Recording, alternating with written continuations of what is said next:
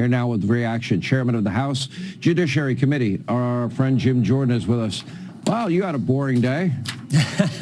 No, Kash was great, Sean, and you played some of the highlights both from yesterday and some of the great things he did. Turns out, Sean, when you stop spying on parents, stop spying on presidents, stop spying on pro-lifers, stop spying on Catholics, and focus on getting the bad guys, you can actually get the bad guys off the streets. And that to me, was the key takeaway from today's hearing. Kash Patel, Director Patel, has the FBI back focused on taking bad guys, getting bad guys off the streets behind bars. That's a good thing for the country. We all understand that, and the politics is gone. And I think the other big takeaway, frankly, was he as much as confirmed, he can't really do this because it's an ongoing investigation, but he pretty much said that Comey, Clapper, Brennan, and the former chair of the House Intelligence Committee, now the senator from California, are under this investigation that Attorney General Bondi has started, this special strike force she is using to focus in on what they did back in December of 16, January of 17, when they started this whole charade to go after President Trump and undermine him. I think those were the two big takeaways.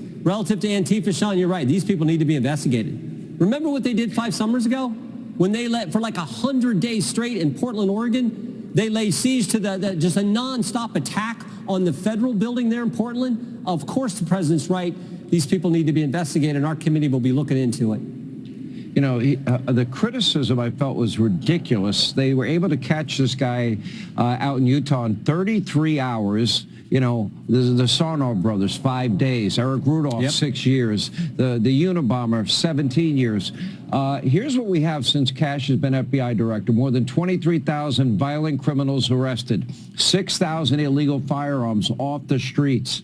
Located more than 4,700 child victims. A 35% increase. 1,500 child predators arrested and captured. 4 of the 10 most wanted in this country. They've not really been there that long. I'd say that's a pretty impressive record. It's amazing. It's truly impressive. Not to mention the guy they caught who was one of the people responsible for what happened at Abbey Gate. One of the guys from the 4th District, Max Subiak was from our district, was one of the people who gave his life for our country. So this is a guy who's focused on the central mission of the premier law enforcement agency, doing what you're supposed to do, not doing the politics. And also, he's also giving us the information that Chris Wray wouldn't. Just with the Catholic memo situation, Chris Wray said it was a one-off. It only happened in the one field office in Richmond, Virginia. That was not true. Kash has given us 700 documents that show it was in multiple field offices, multiple places around the country. They surveilled a priest. They spied on the church, spied on a priest. That's how bad it was. That stuff is gone. They're focusing on getting the bad guys and holding people accountable who started this whole weaponization of our intelligence community and our law enforcement. We've got to get to the bottom of that. We've got to restore our intelligence community back to their former greatness.